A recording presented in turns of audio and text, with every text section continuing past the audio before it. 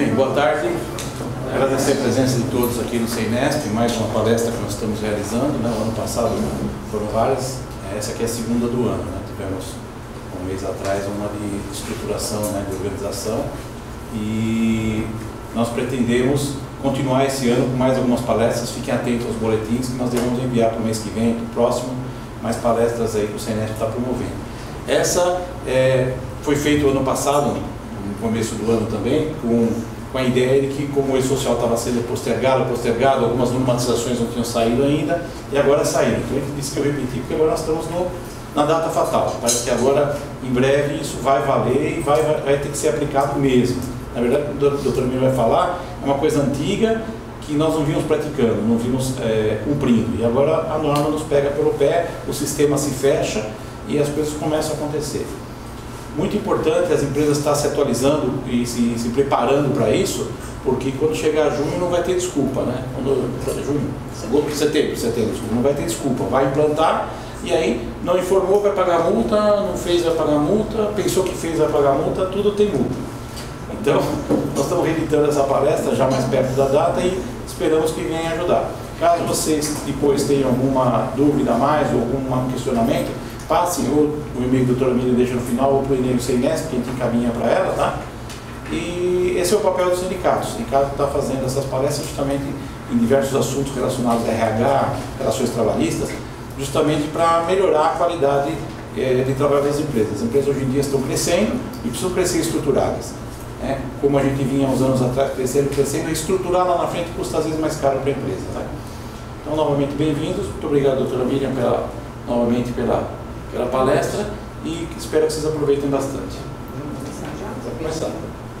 Boa tarde a todos. Tenho que lembrar que eu não posso ir para lá. E eu, como italiano, não sei parar no lugar. Fica meio difícil, né? Mas tudo bem. Deixa eu me apresentar. Sou Miriam Bueno, sou contabilista, apesar de ter ganhado um título de doutora agora, agradeço. Doutora no assunto. Agradeço. Mas eu sou contabilista. Em verdade, a minha primeira formação foi matemática, dei aula há muito tempo, mas eu trabalhava em empresas de consultoria e auditoria e dava aula à noite. Como nós somos muito bem remunerados enquanto professores, né, aí eu deixei o curso, e já que eu estava envolvido na área trabalhista, previdenciária, contábil, eu fui fazer minha segunda faculdade, que foi Contábeis, e depois fiz pós em Direito Previdenciário. Mais ou menos uns 28 anos na área. Posso garantir que não batizei Matusalém, né? E estou aprendendo sempre. Eu acho que eu nasci e vou morrer aprendendo. Dizer que eu sei tudo, não. Eu acho que a nossa vida é um eterno aprendizado. E acredito que enquanto eu estiver, vamos continuar aprendendo. E com vocês a gente aprende muito também, porque a dúvida de vocês trazida para nós faz com que a gente vá cada vez mais procurar, pesquisar, ir atrás, né, do que a legislação quer da gente. Claro que hoje eu não vou perguntar quem é cada um, não é o caso, isso aqui é uma palestra de 4 horas, onde a gente vai tratar de um assunto que, querendo ou não, virá e vai acontecer, né? E sei que aqui eu tenho uma mescla. Provavelmente eu tenho 2 advogados lá no fundo, não dá para dizer que não são, né? Tenho pessoas que são da área contábil, né? Outros que trabalham em empresas, e é bom que estejam todos. Por quê? Porque com a vinda do E-Social nós vamos ter que aprender a trabalhar em equipe. A junção, a união de informações. Trabalhar em equipe, saber que não vai dar para se fazer sozinho. O escritório contábil não vai conseguir assumir toda essa responsabilidade sozinho se ele não tiver do lado dele a empresa que o ajude, que o oriente também, porque vai depender também da junção dessa união de contabilista, do escritório contábil com o seu cliente. E o seu cliente, por sua vez, também tem que fazer com que o seu funcionário também cumpra algumas metas, cumpra algumas coisas, né, em relação aos seus deveres dentro da empresa, porque será de suma importância também, que hoje isso infelizmente não acontece, a gente sabe que não acontece mesmo, né? Então, quando a gente fala em E-Social, desse sistema de escrituração digital, a gente olha para isso e fala, meu Deus, mais uma coisa para vir fazer com que eu tenha mais trabalho, mais uma novidade. Não é novidade. Em verdade, a questão do E-Social é uma cobrança de uma legislação de uma jovem senhora de 72 anos, que é a nossa CLT, que já está aí há muito tempo e por motivos diferentes, diversificados, muitas vezes as empresas não cumprem, não querem cumprir, até porque elas adoram uma CLT flex, né? Adoram trabalhar com a legislação que elas criam, que elas imaginam ser, né? E muitas vezes não aceitam o que o contador fala ou o que o RH da empresa orienta, porque ela diz, bom, eu estou pagando e é desta maneira que eu quero, é desta maneira que acontece. Então a gente peca por isso. E a cobrança do E-Social é justamente botar ordem na casa, é fazer uma faxina, fazer com que as coisas aconteçam como devam acontecer, aplicando a legislação, seja na área trabalhista, seja na área tributária, seja na área previdenciária, e cada vez mais está se fechando o círculo de fiscalização em relação a isso. E nós não estamos acostumados com isso, porque o papel principal do E-Social será o quê? A agilidade, que é o prazo que eu tenho para passar essas informações, né? E essas informações, todos os órgãos terão acesso. Quando eu digo todos, seriam quem? Seriam a Previdência Social, Ministério do Trabalho, Receita Federal, a própria Caixa Econômica através do Conselho Curador, a própria Justiça, enfim, todos eles terão acesso a essas informações em tempo real. Então nós seremos os fiscais para as empresas. Nós vamos entregar às nossas empresas, os nossos clientes de bandeja, né? Em tempo real será visto. A gente até brinca que diz que nós estamos entrando na era do Big Brother da folha de pagamentos. A gente não abriu o olho, todo mês a gente vai para o paredão.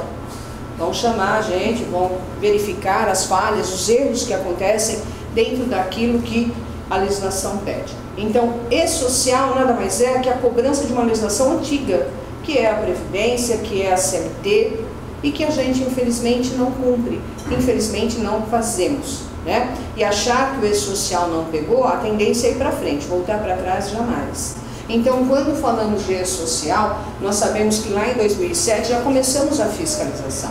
Começamos com a vinda do SPED contábil e do SPED fiscal. Começamos aí a tratar de forma clara e objetiva a obrigatoriedade de você entregar documentos contábeis e entregar documentos fiscais de uma forma eletrônica, aonde toda a representatividade da esfera governamental, seja federal, estadual ou municipal, todos eles tendo acesso a essas informações. No começo, quem faz ou fez ou começou a fazer o SPED contábil fiscal teve dificuldades. Agora está um pouquinho mais tranquilo. Mas quem faz o SPED contábil fiscal olha para o E-Social e fala, pronto, mais um para eu ter trabalho, mais um trabalho que eu vou ter e vou continuar fazendo as mesmas guias que eu já havia fazendo anteriormente. Porque quando veio o SPED contábil fiscal, nos disseram que algumas guias seriam eliminadas. Em verdade, só tivemos o DACOM no início de janeiro do ano passado, que deixou de ser feito. O resto continua tudo dantes no quartel de Abrantes, não mudou absolutamente nada. Então, dentro do cenário fiscal e contábil, nós temos esse cenário. Nota fiscal eletrônica, escrituração contábil digital, escrituração fiscal digital, conhecimento do transporte digital, o LALU, a escrituração digital do Imposto de Renda, Pessoa Jurídica e Contribuição Social sobre o Lucro, escrituração fiscal digital do Imposto de Renda, da Contribuição Social, nota fiscal de serviço eletrônica, lançamento contábeis da contabilidade societária, o mais recente, escrituração fiscal digital do PIS e da COFINS, que é o mais novinho de todos. Essa é a parte contábil e fiscal. Só que, para eliminar outras guias, é o que eu disse, nós temos que fechar o círculo de fiscalização. E para fechar o círculo de fiscalização, falta quem? O E-Social. É com a vinda dele, com a caminhada dele, com ele dando certo, aí sim vamos deixar de fazer algumas guias, vamos deixar de fazer a apresentação de algumas guias que fazemos hoje. Mas enquanto isso não acontecer, vamos continuar fazendo tudo igual, por enquanto, tá? Hoje o nosso cenário atual é esse, onde você, independente do porte, da atividade, da quantidade de funcionários que você tenha, hoje você tem que entregar, preencher diversas declarações, diversos documentos que possuem a mesmíssima informação. Você repete por várias vezes a mesma coisa. Esse é o teu dia a dia de trabalho. Você registra alguém, obviamente, a pessoa vai começar a trabalhar. Isso quando o teu cliente te avisa que ele está contratando alguém, você vai lá e registra esse alguém. Registrou esse alguém, automaticamente você é obrigado a fazer o CAGED. Fazendo o CAGED, aí já começa a folha. Fazendo a folha mês a mês, eu já tenho a GFIP, onde eu vou incluir esse funcionário que está trabalhando para mim. Fazendo a minha folha todo período, eu já tenho uma fiscalização, que é a minha DIRF. Tudo aquilo que eu informei na Folha, lá vou eu informar na DIF também. Aí eu tenho lá, bom, tudo aquilo que aconteceu durante o ano inteiro com o meu funcionário, chega no início do ano seguinte, lá vou eu com a RAIS passar as mesmíssimas informações que eu passei durante o ano inteiro. Aí, muito bem, aí eu tenho o pior de todos, que é o PPP, Perfil Profissiográfico Previdenciário. Esse tem muita gente que não sabe nem o que é esse trem. Olha para isso e fala, meu Deus, mas para que serve isso? Por quê? Algumas empresas, para não dizer a maioria, elas não investem na parte de segurança e medicina do trabalho. E a vinda do E-Social é justamente cobrar essa informação. Algumas empresas têm por hábito, na hora que vai fazer um exame, pegar uma empresa aleatória. Ela não tem uma empresa certa que pratique esse programa de controle médico e saúde ocupacional dos seus funcionários. Ela faz o exame numa empresa, depois faz o exame na outra, e assim ela não tem uma sequência. E claro, não tendo sequência, como é que eu vou fazer o PPP para aquelas pessoas que estão envolvidas com agentes prejudiciais à sua saúde, que futuramente poderá lhe dar o direito a uma aposentadoria especial? Por isso, do furo, da falha do PPP. E isso, com certeza, será muito visado dentro do E-Social. O CAT, então, nem se fala. Comunicação de acidente de trabalho é coisa que um escritório contábil, e às vezes mesmo o departamento de RH, fica sabendo, ó, depois de muito tempo que aconteceu o fato. E nunca se manda no prazo pré-estabelecido. E se eu perguntar para vocês aqui, quem é que na empresa de vocês sofreu uma fiscalização, foi autuada por algum desses motivos, você vai falar, bom, eu não me lembro, eu não me recordo. É muito difícil falar em fiscalização e falar em cobrança, em ter uma fiscalização presente, né? Isso muitas vezes acontece quando tem uma denúncia do próprio funcionário ou alguma investidor, alguma coisa errada, que aparece alguém para fiscalizar. É muito raro. Com a vinda do E-Social, eles não vão nem se abalar de onde estão. Nós vamos entregar essas informações que em tempo real eles verificarão e autuarão, se for o caso, e cobrarão a multa daquelas empresas que não trabalham adequadamente. Então nós temos esse cenário. Vamos fazer uma rescisão? Fazemos o termo de rescisão, quando não, vamos para o Homolognet, aí você fica bravo com o sistema do Homolognet, que na hora que você vai exportar os dados da tua folha para o sistema não funciona, o sistema é uma porcaria. Não, não é bem assim, porque o sistema está trabalhando em cima da legislação. E muitas vezes eu faço algumas coisas dentro do meu sistema que estão um pouquinho fora da legislação. E não bate a conta, aí você tem que ficar fazendo marteladas, fazendo acertos para que isso feche, né? Aí fazemos o termo de seguro-desemprego, quer dizer, você repete por várias vezes as mesmas coisas. E esse cenário atual nos traz alguns problemas, algumas consequências. Primeira, seria a dificuldade de garantir os direitos de cada trabalhador, né? Por exemplo, 30% mais ou menos de autônomos fica na informalidade. Ou ele trabalha, presta serviço para a empresa e não existe um contrato de prestação de serviço, ou então ele trabalha na empresa todo santo mês e todo santo mês ele está na folha como uma figura de autônomo que não seria. Então isso faz com que se tenha problemas. Outro quesito é a questão dos empregados domésticos. 75% dessa categoria estava e ainda assim ainda continua na informalidade. Por uma questão qual? De eu não seguir a legislação como ela deve ser feita. Nós temos a PEC que saiu recentemente do doméstico, que veio, ao meu ver, um pouco atrasado, trazendo os direitos desse doméstico. Muitos deles acabaram perdendo seus próprios empregos. Ou eles vão trabalhar, né, uma forma de cooperativa, ou eles se unem a uma empresa terceirizada e continuam prestando serviço para a mesma pessoa. Então, isso é uma forma difícil de se controlar, e com a vida do E-Social, com certeza ela será em tempo real verificada e falada. Outra coisa, baixa qualidade na informação. Nós temos mais ou menos 4 bilhões de diferença entre folha de pagamento e GFIP. A Receita Federal, se não me engano, em 2010, ela fez um levantamento. Ela pegou algumas empresas, pegou a folha dessas empresas e fez um comparativo com a GFIP. Encontrou algumas falhas. Falhas, por exemplo, de nome, falhas, por exemplo, de CPF, falhas, por exemplo, de PIS, data de nascimento, nome e valores que não constavam na folha e que eram pagos por fora. Pô, amigo, que legal. Então o E-Social vai fazer com que todos trabalhem perfeitamente e que tudo vai correr bem? Não vai, porque aí a gente vai encontrar aquela pessoa que acha que pode continuar do jeito que está. Então isso faz com que a gente veja isso com outros olhos. Então esses 4 bilhões de falha, de fraude, de erro, de diferença, isso eles querem o quê? Eles querem em tempo real verificar e cobrar, tá? Outra coisa, fraude e pagamentos indevidos de seguro-desemprego, abono salarial e benefício previdenciário. Tem muita gente recebendo benefício previdenciário indevidamente, o seguro-desemprego indevidamente, porque às vezes ele chega na empresa e diz: eu posso trabalhar 2 meses sem registro? Porque faltam só 2 meses para eu receber o seguro-desemprego. A empresa muito solícita fala: pode, claro, como não? E fica. Isso é uma falha, é um erro, não pode acontecer, mas infelizmente acontece em algumas empresas, né? Isso não pode. A questão do abono salarial, às vezes o funcionário tem direito ao abono salarial, mas só o fato de eu simplesmente preencher com dados errados algumas informações na RAIS acaba complicando o direito daquele funcionário ter o devido abono. Então as falhas também acabam acontecendo pelo fato de não preenchimento adequado. Então isso precisa mudar. E outra coisa, a complexidade que você tem para cumprir as suas obrigações, né?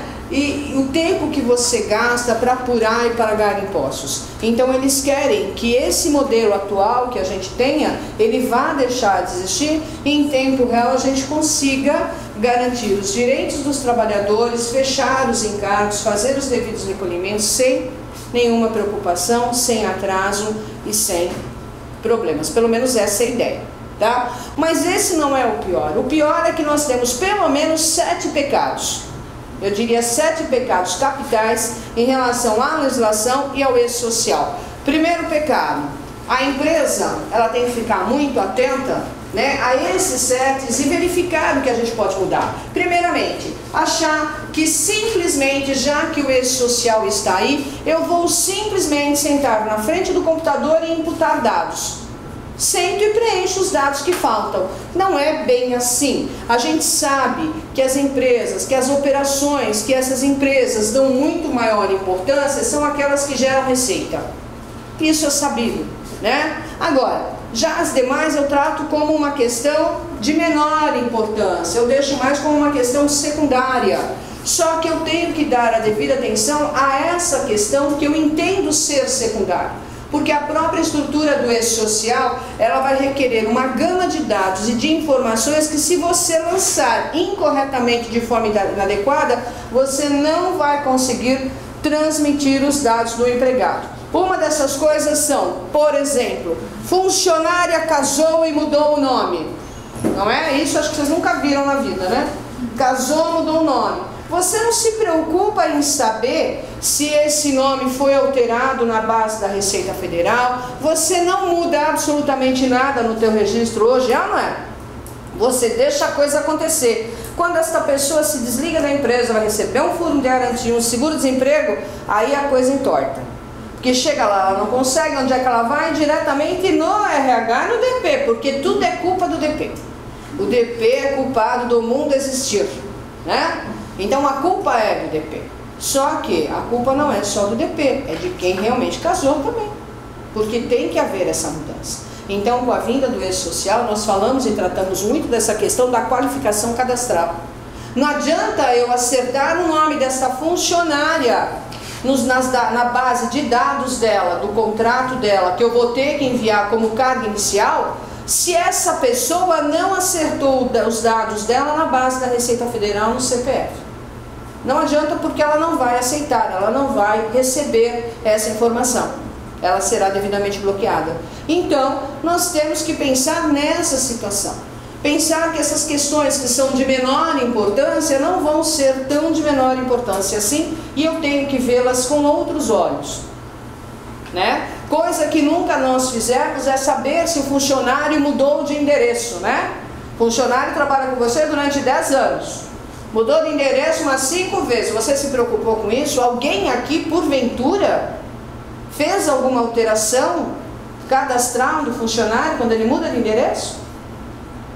Sejam sinceros. Não, né? Mas nem se preocupa com isso. Mudou, quem mandou ele mudar? Mudou.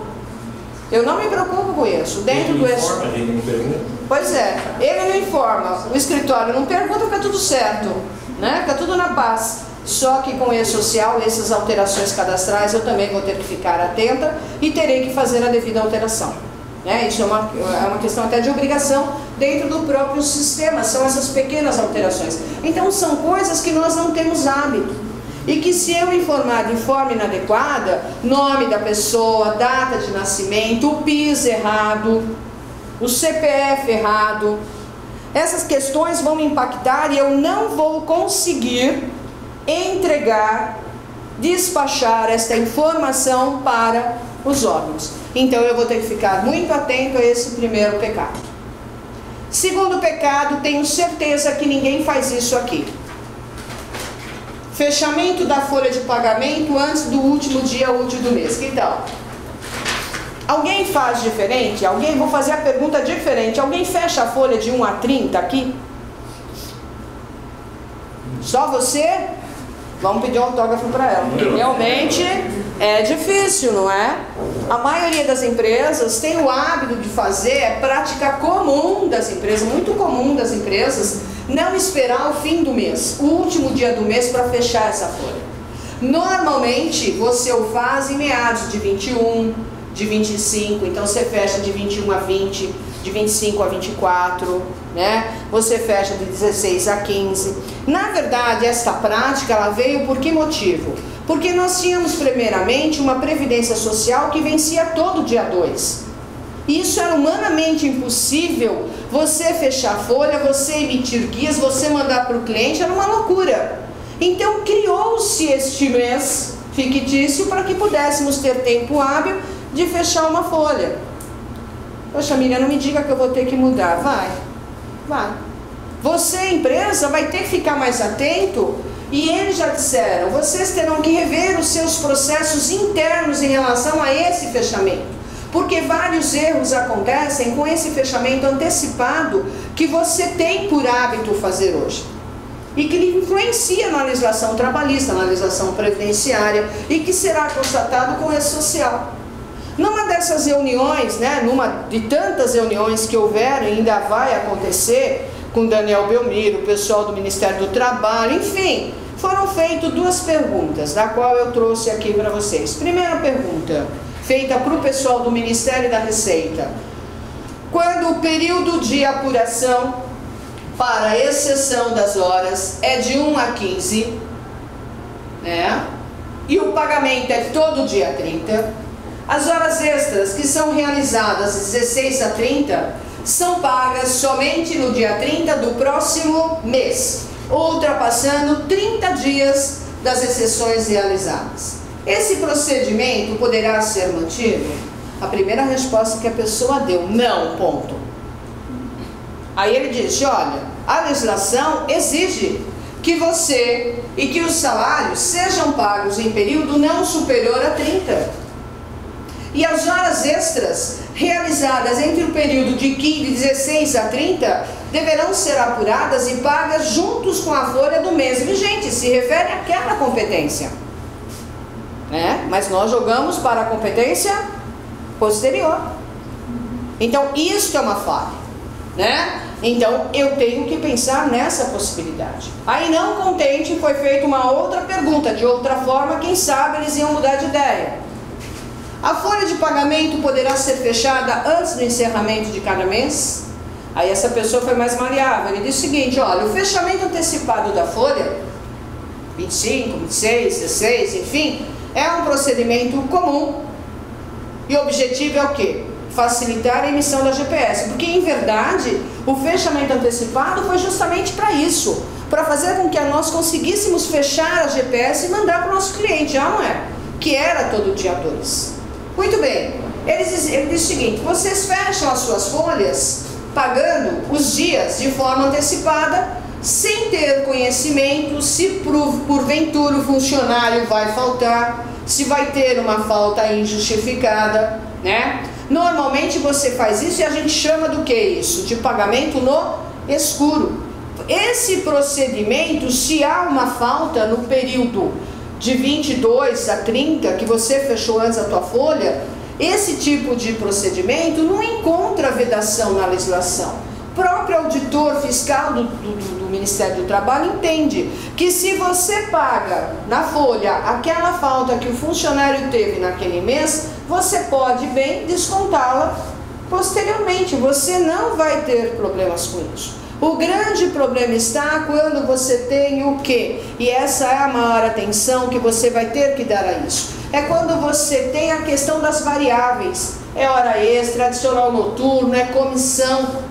Essas variáveis, nesse período de escuro, essas parcelas, elas têm que obrigatoriamente constar na folha de competência em que foram geradas. Se eu tenho uma hora extra que a pessoa fez no dia 25 de abril, eu tenho que pagar o mais tardar até o 5º dia útil de maio. Não o 5º dia útil de junho, que é o que eu faço, é o que a maioria faz. E isso não pode acontecer. Aí vocês olham para mim com aquela cara de paisagem e dizem, pois é, você nunca fez folha. Já fiz. Já sofri do mesmo mal que vocês. Sei o quanto é duro você trabalhar com datas. Mas o que ele diz é o seguinte, se você pegar o parágrafo 1º do artigo 59 da nossa CLT, ele diz que quando o pagamento houver sido estipulado por mês, ele deverá ser efetuado mais tardar até o 5º dia útil do mês subsequente ao vencido. O artigo está se referindo, gente, ao mês civil, mês calendário, e não o mês que você criou, que você inventou para facilitar a tua vida em relação ao recolhimento da guia da Previdência Social, né? Então, todas as parcelas devidas referente àquele empregado, por exemplo, numa competência abril, eu teria que pagar ao mais tardar no 5º dia útil de maio, ainda que em folha complementar, que é o que a gente sempre orientou. Eu não consigo fechar minha folha, faço uma folha complementar, porque tudo que acontecer de 1 a 30 daquele respectivo mês, eu tenho prazo para passar para a Receita Federal dentro do E-Social, no mais tardar até o dia 7 do mês seguinte. Miriam, por favor, não é só questão, acho que, da GPS, dos impostos. Hoje em dia, empresas grandes, aí, com mais de 200, 300 funcionários, tem que preparar isso aí para mandar para o banco quer com antecedência. Não é só ir para o GPS. Mas aí é que é o X do problema. Eu teria que fazer uma folha complementar. O grande problema está no que? Se eu pago uma variável depois do mês pré-estabelecido, eu estou gerando uma previdência em atraso, um fundo de garantia em atraso, um imposto de renda em atraso referente àquela parcela. E aquela parcela do funcionário também estou pagando em atraso. É ou não é? Tem o problema também do imposto de renda, né? Quando você faz adiantamento, que se soma ao salário do mês anterior para fazer o desconto, isso é uma complicação. Muitas empresas, a minha mesa adotou pagar dentro do mês, paga dia 25, 27, que é para tentar ter tudo dentro do mês. Os cálculos mas ter tudo dentro do mês, regra geral, o que você faz? Eu pago adiantamento no dia 15, salário dia 30. Então, se eu dou adiantamento, de acordo com a legislação do imposto de renda, eu não calculo IR no dia 15, mas vou calcular no dia 30. Mas se quiser o adiantamento no dia 20, como era feito antigamente, o pagamento dia assim? Claro, eu vou ter que recalcular meu imposto de renda. Não tem jeito, né? Essa é a regra da legislação do IR. Então, não existe diferenciação. Então, essa questão de fechar esse segundo pecado, olha, não são só vocês, todo mundo que a gente conversa, todo mundo que a gente fala, fecha a folha desse jeito. Mas isso é um alerta que eles estão dando.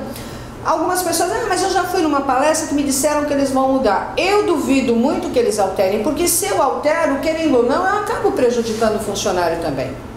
Veja, eu sou contabilista. Está aí nossos advogados que podem muito bem dizer isso. Se eu pago alguma coisa em atraso ao funcionário, eu não estou lhe prejudicando também? Não teria que ver com os outros olhos? Não teria que melhorar essas condições? E a ideia do E-Social é fazer com que as diferenças sejam acertadas em tempo real, evitando que depois você carregue isso para a Justiça do Trabalho, que não tem mais onde colocar processo. Que de tempos em tempos eles fecham conciliações para ver se conseguem ir diminuindo. Claro que isso não vai dizer assim, olha, não vai ter mais processo na Justiça do Trabalho. Claro que não. Com certeza terá, talvez em menor tamanho, mas terá. Então esse quesito de fechamento antecipado, gente, isso, olha, eu tenho mais ou menos 28 anos na área de consultoria, de auditoria contábil. Isso é uma coisa que eu falo há muitos anos. Há muitos anos nós falamos isso, olha, veja a folha complementar, não pegue esta variável que é daquele mês e jogue para o próximo mês, porque você vai ter problema lá na frente. Isso é uma coisa antiga, mas que infelizmente nós fazemos. Então, nós vamos ter que exercitar o nosso trabalho e verificar a melhor forma de fechar esta folha de 1 a 30, do jeito que a legislação quer que a gente faça. Tudo bem? E pode ter certeza, eles não vão facilitar para a gente achando que você pode pegar uma variável, uma hora extra, um adicional noturno, uma comissão que aconteceu, por exemplo, em setembro, que você possa pagar em novembro. Com certeza não. Tá? Faltas, tudo bem. Eu pago a tua folha integral, abato depois, não há problema, já tem até uma parte. O próprio auditor fiscal não vai te autuar para isso. É a favor do funcionário? Não é contra? Não é contra. Agora, se eu deixo de pagar e jogo lá para frente, com certeza, além de estar prejudicando o funcionário, eu estou deixando de recolher os encargos na data pré-estabelecida. Tá bom? Tudo bem? Terceiro pecado. Bom, conclusão.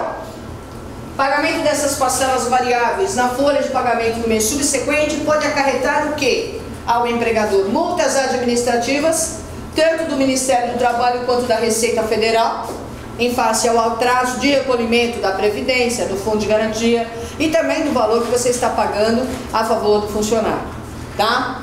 Muito bem, terceiro pecado, esse também não acontece. Contratar e depois providenciar a documentação. Isso é uma prática comum nas empresas. Coloca o empregado para trabalhar, deixa os cuidados da documentação depois. Quantas vezes vocês de escritório contábil não tiveram, né, a grata surpresa de entregar uma folha de pagamento no final do mês? O cliente te liga e fala, ah, eu esqueci de te falar, eu preciso de um registro retroativo. O funcionário começou a trabalhar comigo no dia 1º do mês. Não é não? Não acontece isso? Você não tem vontade de entrar pelo telefone, pegar o pescoço do seu cliente e apertar? Porque é um retrabalho? Não é assim? Ou então, eu já cansei de ver quando você vai numa empresa e fala, mas cadê o documento dessa pessoa? Não, ele está em contrato de experiência. Eu não registro agora, eu registro. E pô, de onde é que ele tirou essa ideia? Que a meu ver é uma ideia de jirico. Você contrata alguém, ele tem que estar registrado, gente. Não interessa se ele está em contrato de experiência ou não. O contrato já começa em outra, né? Uma grande besteira. Porque ele, ao meu ver, ele já está em prazo indeterminado, né? Não adianta você fazer contrato de experiência depois de um mês que aquela criatura está lá. Mas isso acontece. Então essa prática dentro do E-Social não vai ser mais possível. Porque o E-Social ele está programado para rejeitar informações que estão faltando. Por exemplo, você contrata alguém, o exame admissional você faz depois, não é? Primeiro uma documentação, você registrou, cadê o exame? Ah, depois a gente faz. Esse depois leva em média 15 dias, um mês, não é? Dentro do E-Social, a partir do momento que eu estiver enviando o cadastro desse funcionário, que eu vou ser obrigada a informar esta admissão, eu tenho que enviar junto o exame admissional. Se não tiver o exame admissional, não vou conseguir transmitir o cadastro dessa pessoa. Não será aceita. Outra coisa, o CPF da pessoa está errado, está cancelada, está, enfim, sei lá, com suspenso, com divergências perante a Receita. Também não vou conseguir transmitir essa informação. Ele tem no mínimo 10 PIS, também não vou conseguir transmitir essa informação. A data de nascimento dele tem no mínimo 3 documentos com datas diferentes. Se tiver errado também não consigo. Então veja, são pequenos detalhes que serão barrados pelo sistema que eu não vou conseguir transmitir. Não vou conseguir passar. Então temos que ficar atentos. Não posso mais contratar ninguém sem a documentação devidamente correta e principalmente sem o exame admissional. Preciso da vinda do E-Social para isso? Não, né, gente? Eu já posso começar essa prática desde ontem. Já começar a correr atrás e fazer com que as pessoas já comecem a se habituar a isso. Eu preciso saber se a documentação está ok, se o CPF está ok, se o nome da pessoa está ok. Senão não vai dar. Não vai conseguir transmitir. Tudo bem? Quarto pecado. Aí nós temos duas paralelas. Contratar autônomo, não incluí-lo na folha. Ou pior, incluí-lo todo mês na folha. Não sei o que é pior. Você contrata um autônomo, quando a gente fala de trabalho autônomo, nós temos que pensar que eu contrato um trabalhador autônomo para uma situação emergencial. De acordo com a legislação, o autônomo é aquele que presta serviço esporádico para a empresa. O serviço que ele presta não tem nada a ver com a atividade principal da empresa. Não existe a questão do horário, ele faz o seu horário. Não existe a questão do dia, ele faz o seu dia. Aí você chega a pegar a folha de algumas empresas, você vê que todo mês tem uma pessoa como autônoma na folha. Aí você questiona aquilo, fala, mas por que essa pessoa todo mês está nesta folha na figura de autônomo? Ah, porque ele é um autônomo. Veja, ele só vem aqui 2 vezes por semana, terça e quinta. Eu já estou caracterizando a questão do vínculo empregatício. Ele não tem dia certo para estar, ele não tem hora para entrar e para sair. Então isso já é um pressuposto caracterizador do vínculo. Então eu tenho que ficar muito atento. E outra, não é só contratar. Não é só ir lá e contratar e emitir um simples assim, né? O ideal é que tenha, dependendo do serviço que vai fazer, um contrato de prestação de serviço. Ter, de repente, uma nota fiscal ou uma RPA que ele vai emitir, enfim. Esse é o controle que a Receita quer de você. Tanto é que este contribuinte individual, você não tem a necessidade de cadastrá-lo inicialmente. Por quê? Porque existe uma tabela de evento, S1200, salvo engano, aonde você obrigatoriamente vai ter que lançar o valor que você pagou para este contribuinte individual, o CPF dele, o nome dele, os dados completos dele, porque a Receita Federal vai fazer o quê? Fiscalizar essa pessoa que está recebendo, não só daquela empresa, como de outras empresas. Isso vai ficar muito interessante para aquelas empresas de tecnologia da informação, os TIs. Existem algumas pessoas na área de TI, que é a área de informática, a maioria delas são PJ. E o interessante é que é uma nota sequencial, um número sequencial. Todo mês você entrega a nota para a mesma empresa. E TI teve um problema muito sério com o quesito da desoneração. Porque, claro, né, ela não estava na desoneração, ela estava sendo onerada. Porque a receita dela seria muito maior do que a própria folha. Por quê? Essas pessoas que trabalham são funcionários, mas estavam como se fosse PJ e só prestando serviço para aquela determinada empresa. Então temos que ficar muito atento com esta questão de contratar autônomo, não incluí-lo na folha ou incluí-lo todo mês, porque eles vão querer saber o que está acontecendo em relação desta empresa com esse autônomo que está prestando serviço. Quinto pecado, não atender os programas de saúde e risco do trabalho, gente. Esse vai ser o pior de todos, porque eles vão pegar no pé de todas as empresas em relação a isso. Foi feita uma estatística, uma pesquisa, e estatisticamente foi comprovado que menos de 40% dos empregadores têm programa de risco e saúde ocupacional dos trabalhadores. Porque aquilo que eu lhe falei, eu não pego uma empresa especializada para fazer um PCMSO. Esse PCMSO tem que ser feito por todas as empresas, independente da quantidade de funcionários, independente da atividade que exerce. Eu tenho por obrigação em fazer isso. Mas eu não faço um PCMSO como se deve, o PPRA muito menos, e aí vai. Então, esse risco, a grande maioria das empresas pensa assim, olha, esse tipo de exigência, controlar a questão da saúde e risco de trabalho, isso é um valor, um custo desnecessário. Temos que aplicar nosso dinheiro em coisas mais constantes, né? Mais palpáveis. Então, normalmente, ele só vai providenciar, fazer com que seja aplicado a parte de risco e saúde do trabalhador, o controle da saúde, ter um programa que controle isso quando ele é fiscalizado ou multado. Aí ele resolve tomar jeito e fazer. Com a implantação do eixo social, eles irão cobrar isso de nós. Essa prática não vai mais poder acontecer. Por quê? Porque vai ser um requisito indispensável para que a gente tenha a inserção desse empregado na folha. Lembra da questão do FAP? Que a Previdência Social soltou há um tempo atrás, cobrando o teu RAT ou a 100%, ou tendo uma redução, ou ficando neutro. Quem é que fazia essa pesquisa? Não era a Previdência Social? Adivinha quem é que vai dar essas informações para eles no e-social? Nós. Nós vamos fiscalizar para eles, nós vamos entregar essas informações adequadamente, eles vão fazer uma análise a quantas andam a prática de segurança e medicina do trabalho, tá? Então, este quinto pecado, as empresas que têm por hábito pegar empresas, né, que a gente brinca de genéricas, que realmente só emitem atestados, são o famoso limpa-banco, chega lá, olha para cá, você está ótimo, você está apto. Mas os exames complementares, dependendo da atividade, não é feito, outras coisas não são feitas, e cada lugar, cada vez eu mando num lugar diferenciado, isso com certeza vai ter que acabar. Tá? Sexto pecado, falta de controle para atender o que? Os requisitos da própria legislação trabalhista, previdenciária e fiscal.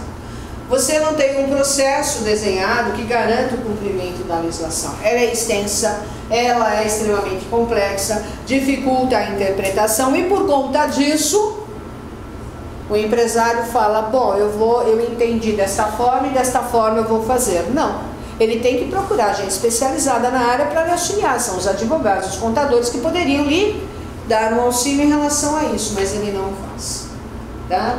Sétimo pecado, achar que o e-social não pegou, já pegou. Ele vai funcionar de forma sistemática, ele quer alcançar em tempo real resultados à medida que você vai relacionando cada operação, você estará sendo fiscalizado e ele quer aplicar o rigor da lei, seja ela trabalhista, seja ela previdenciária, seja ela fiscal, tributária, não importa. O que ele quer é isso. Tudo bem? Algo a dizer? Não? Vocês vão embora? Vão não. Como é que fica o e-social e sindicatos?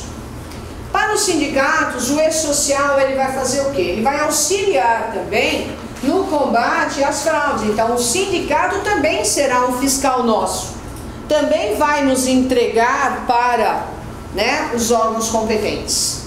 Por outro lado, o e-social, o sistema também será útil para o sindicato para manter o pessoal que trabalha no sindicato, para manter a estrutura dele atualizado, o seu recurso humano atualizado, conhecendo. Porque é muito triste quando você chega para fazer uma homologação em alguns sindicatos. A pessoa que vai lhe atender, senta, você à frente dele com a pessoa que está sendo dispensada ou pediu demissão, ele pergunta para essa pessoa, você tem dúvida? A pessoa cai nas nele e diz, tenho. Ele olha para você e explica para ele. Aí cruza os braços e olha para sua cara. É assim? Isso é muito triste, né? Ele está lá para auxiliar, para, né? Conferir, dar respaldo. Não, ele fala com ele, ele espera. E às vezes não sabe nem responder o que tem para responder, tem dúvidas. Então o e-social também vai trazer de uma certa forma a atualização para esse pessoal, desde que queira realmente. Tá? Qual é o impacto que o e-social vai trazer sobre as empresas e sobre os empregados? Ele vai exigir que todos os eventos relacionados à folha, desde a admissão até a saída deste funcionário, sejam notificados em prazos legais e pelo sistema eletrônico. Então, por isso que eu disse, a questão do e-social é agilidade. Eu não posso mais esperar a pessoa me avisar depois de 30 dias que alguém se acidentou. Eu não posso mais esperar depois de 15 dias que o funcionário ficou afastado, me traz um atestado, eu estava doente. Não é assim?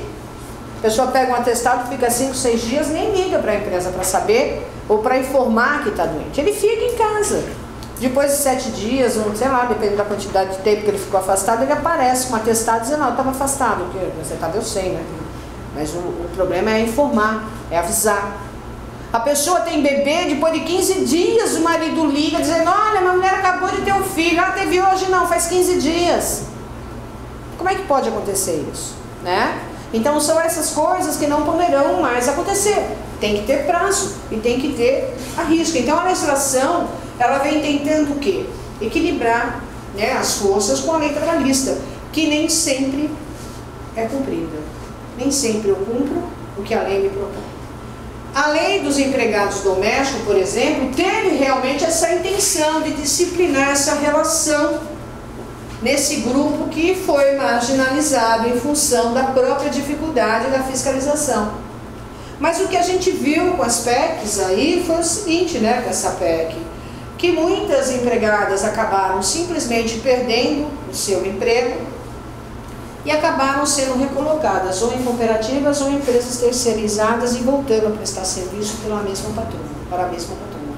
Então isso acabou piorando a situação da doméstica, né? Porque até então a empregadora estava habituada a pagar só a parte previdenciária, que é a parte dela. Quando começou a se dizer, olha, tem direito disso, direito aquilo, que eu acho que veio atrasado, já começou a se pensar e se ver com outros olhos. Tudo bem? O E-Social, o papel dele agora, ele dá o quê? É o poder de fechar o cerco, fazer valer o que a lei propõe.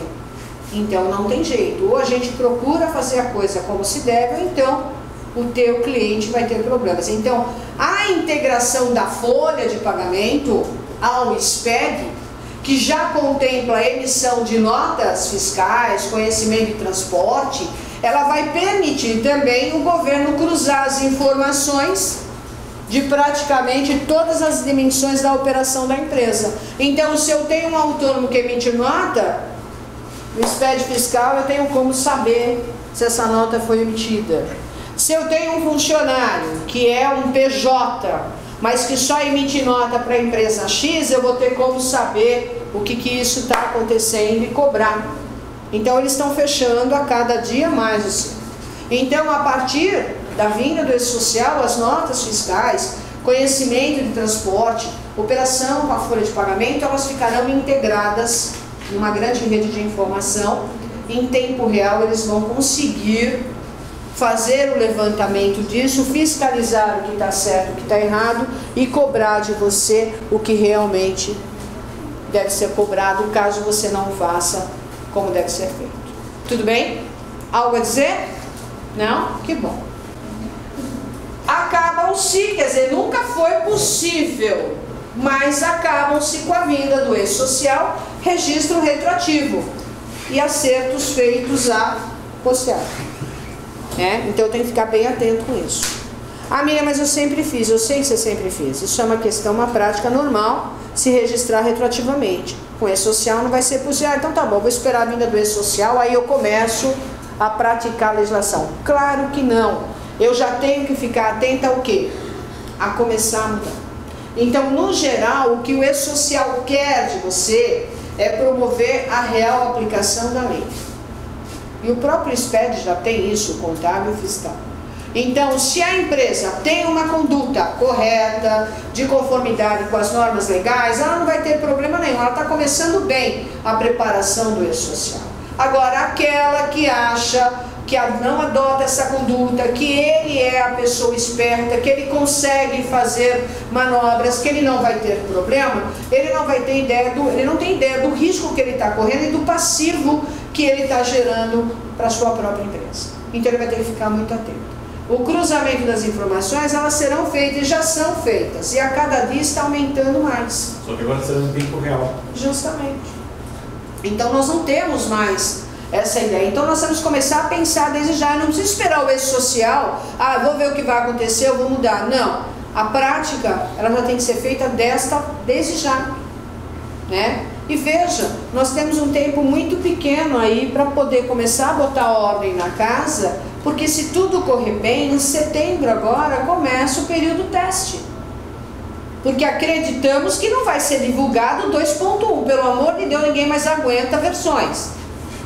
Acreditamos, segundo o pessoal que está trabalhando nisso, que essa é a última versão, a 2.0.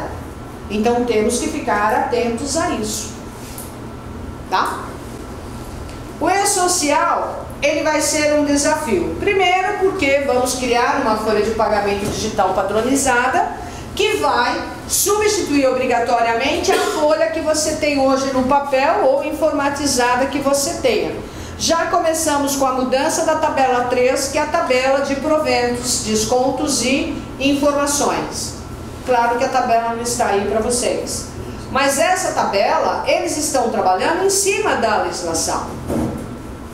a tabela que eles estão colocando para que a gente siga, o seu programador já deve estar fazendo um depara, trazendo o que ele tem de antigo para o novo.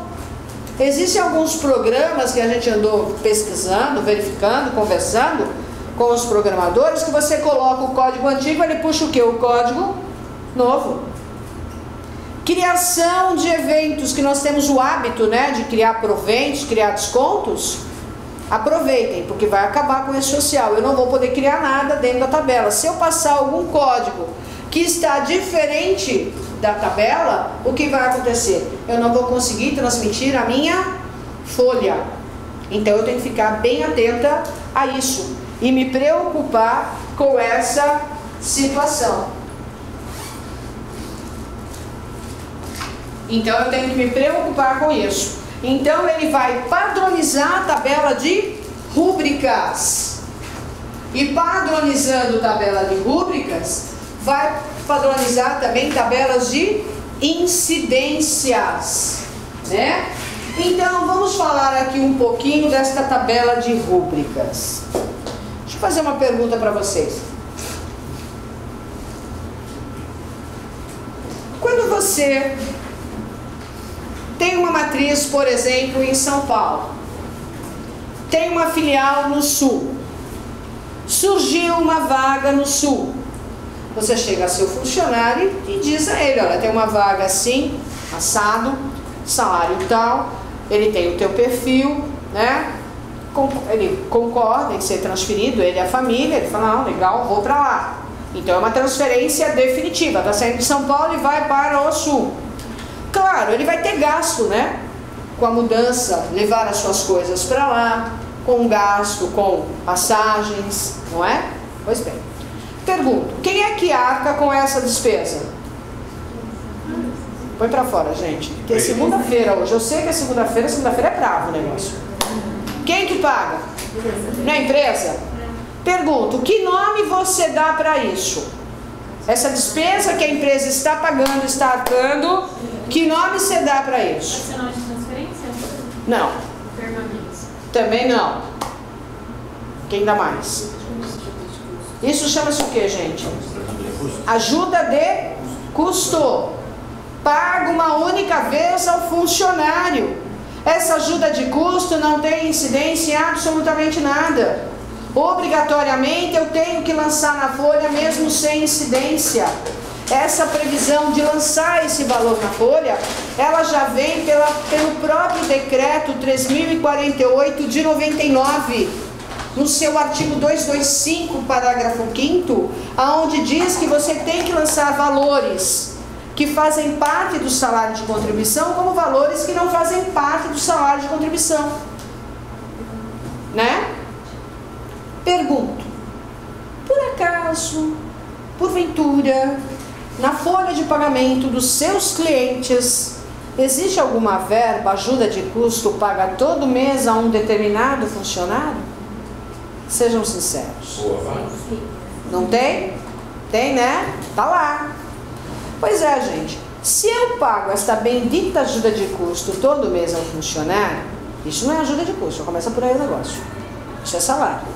Integra o salário, paga férias, 13º, e muitas vezes a gente ouve assim da empresa, olha, você paga, mas calculou férias, 13º, esse valor eu não quero que você inclua para calcular as férias, 13º, é assim? Pois bem. Gente, essa ajuda de custo, você vai ter que mudar esse título na sua folha, isso é um salário, né? Por quê? Dentro do E-Social, nós temos um código que chama na tabela de proventos, né? Nessa tabela padronizada, o código 1602, que está lá como ajuda de custo, parcela única, em virtude de uma transferência definitiva. Claro que uma transferência que faça com que ele mude de localidade, de trabalho e de moradia. Se eu sou transferida da Zona Sul para a Zona Leste, o máximo que vai ter é o aumento do meu vale transporte, né? Mas essa mudança de um estado para o outro faz com que ele tenha gasto e a empresa obrigatoriamente vai arcar. Então isso é uma ajuda de custo. Porque o que vai acontecer se você, com a vinda do E-Social, se você mantiver esta ajuda de custo na folha, tá? Você mantém isso na sua folha, e manda isso para a Receita Federal. Nós temos um arquivo chamado RET, que é Registro de Evento Trabalhista. Esse RET, esse arquivo, ele traz toda a vida laboral do funcionário naquele determinado mês. E houve realmente uma questão laboral. Ele saiu de São Paulo e foi para o Sul, por exemplo, no mês de abril. Então, eu teria que informar nesse registro de evento uma alteração contratual, porque o contrato dele estava registrado em São Paulo e ele está sendo transferido para o Sul, né? Então, eu teria que fazer esta informação. Mas eu não faço. Eu lanço pura e simplesmente ajuda de custo na minha folha. O que vai acontecer? Este arquivo do RET, Registro de Evento Trabalhista, eu tenho que mandar antes de mandar a folha. Esse arquivo ele fica esperando o envio da folha. Quando você enviar a folha, o que a Receita faz? Ela abre o arquivo do RET e abre a folha e vai confrontar as informações. Imaginando que você lançou esta ajuda de custo na folha, mas não tem nenhum registro de evento que justifique aquela ajuda de custo, o que vai acontecer com a sua folha? Ela não será transmitida, ela não será aceita.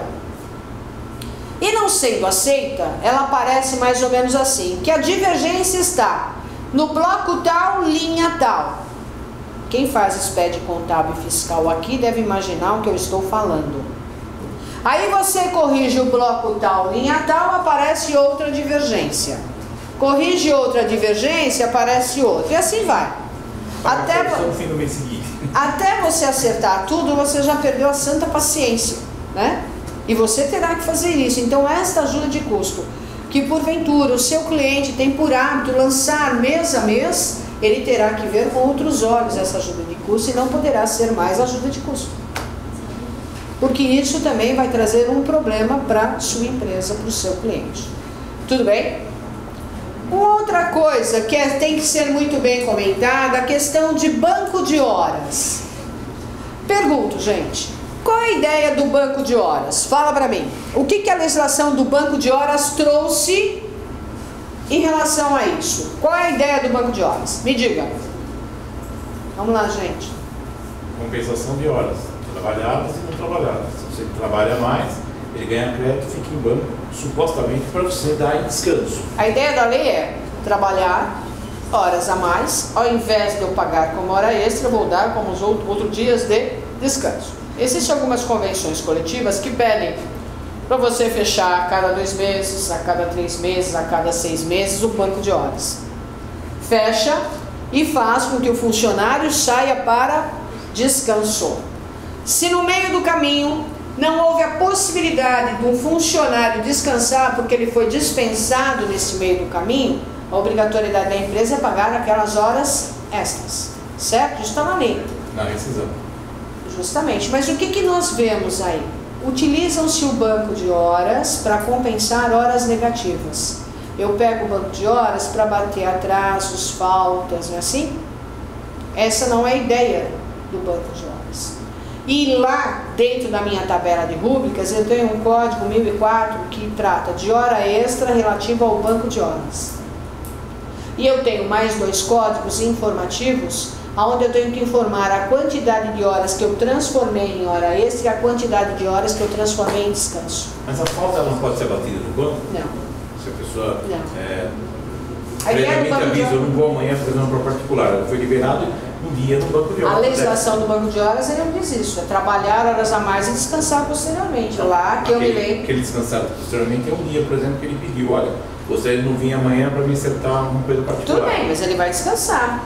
Sim. Ele vai descansar, então ele vai descansar. A falta pode ser entendida dessa maneira. Não, mas a falta que eles estão fazendo é o seguinte, faltou, então é atraso, é falta, importa, eu vou absolvendo do banco de horas. O banco de horas. Isso é possível, continuar. Não, a falta que ele diz não é falta. Eu tenho um banco de horas, então isso não é falta. E 8 horas credor. Eu tenho 8 horas credora, olha, então vamos fazer o seguinte, já que eu tenho 8 horas credora, amanhã eu vou descansar, porque eu vou resolver um assunto, mas eu não vou transformar isso em faltas, porque o que a empresa tem feito não é descanso. Ah, faltou, eu somo as faltas do mês, abato do banco de horas. Eu somo os atrasos do mês, abato do banco de horas. É isso que não pode. Atrasos? Também não. É porque a pessoa chega adiantado um pouquinho, depois acaba chegando atrasado no dia seguinte 15 minutos para bater no banco de horas. Não, isso não tem previsão, não é essa a ideia do banco de horas. Pelo menos não é isso que está na legislação. E os descontos? Podem ser descontos? Os descontos do banco de horas lá, se ele tem horas negativas. No final, tenho 6 meses. Eu posso descontar? Não. Ele tem que descansar. Não. Para isso você vai descontar na folha. Porque veja. Horas negativas. Sim, o que é hora negativa? Ele foi pedindo descanso, foi dando horas E para ele ele ficar no banco. não acreditou. Não. Eu tenho que trabalhar de acordo. Eu tenho hora trabalhada, essa hora trabalhada. Pontos e feriados, olha, não vamos trabalhar assim. Mas aí é que tá, gente. Pontos e feriados. Eu faço o quê? Acordo de compensação. Eu trabalho com acordo de compensação. Eu trabalho minutos a mais. Normalmente, no início do ano, o que as empresas fazem? Ela fecha as pontes, verifica os feriados do ano inteiro, verifica a quantidade de pontos, a jornada soma e descansa.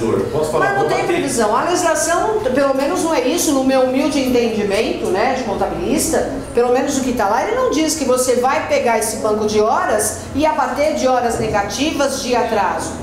Ele diz que é para você trabalhar e descansar depois. Não é esse o papel da legislação. E é o que a gente tem feito, né? Porque de repente a pessoa fala, eu vou sair, eu tenho um assunto para resolver, eu vou ficar uma semana fora porque eu tenho que ir não sei para onde resolver tal assunto. Bom, somando todas as horas eu tenho 40 horas aí. Ah, mas em verdade eu só tenho 30 que eu trabalhei a mais. E as outras 10? Aí não tem essa previsão, o que a empresa tem feito é isso. Vocês têm trabalhado com banco positivo e negativo. Pois é, mas esse não é o efeito da legislação. Claro, né? Claro que cabeça de juiz e bumbum de criança fica a critério de cada um. Nós orientamos o seguinte, eles vão verificar isso, eles vão querer saber o que transformou em descanso e o que você pagou em hora extra. Eles vão ficar atentos a isso. Porque já houve esse alerta, né? Dizer, olha, banco de horas não é para compensar a hora negativa. Não é trabalhou, ele tem direito a descansar. Então, se ele tem um assunto a resolver, tá bom, então vamos usar aquelas horas que você tem de direito de ficar em casa, você vai e resolve o que você tem que resolver. Mas não fazer, eu saí mais e... Não tem essa previsão na lei. E que pode, de repente, acarretar algum problema, como são eles que vão verificar, é o Ministério do Trabalho que vai ter acesso, é um alerta que a gente dá em relação a isso. Uma outra coisa também é a questão de horas extras. Hora extra, qual é a finalidade da hora extra? Quer dizer, primeiramente, quantas horas eu posso fazer a mais? No máximo 2 por dia. No máximo 2 por dia, não é? Mas aí o que acontece? Você pega a folha de uma criatura, ela tem 150 horas extra, né? 80 horas extra. Às vezes a pessoa ganha mais de hora extra do que de salário. É ou não é? E você paga as horas extras. Eu não vou ter problema? Claro que você vai. Porque claro, a folha vai chegar às mãos do pessoal do Ministério. Na hora que eles verificarem, 150 horas extra no mês, por mais que você tenha pago, você vai receber a notificação e a multa. Porque você ultrapassou o limite pré-estabelecido. Aí você fala assim para mim, não, menina, mas tudo bem, eu só faço 20 horas por mês. Todo mês meus funcionários recebem hora e recebem 20%.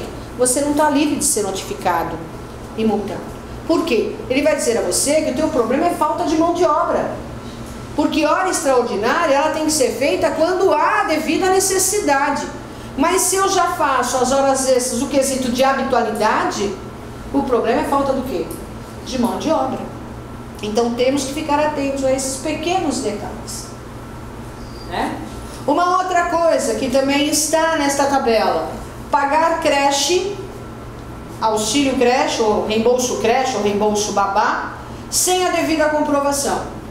Às vezes você pega algumas convenções coletivas que te obriga a pagar o reembolso creche ou reembolso babá, independentemente de comprovação. Se você o fizer, o que vai estar acontecendo? Você está pagando o quê?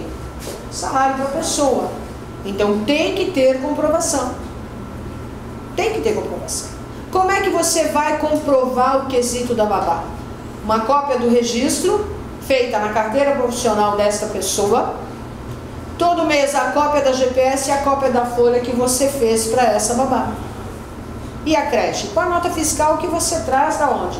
Da escola onde essa criança ficou.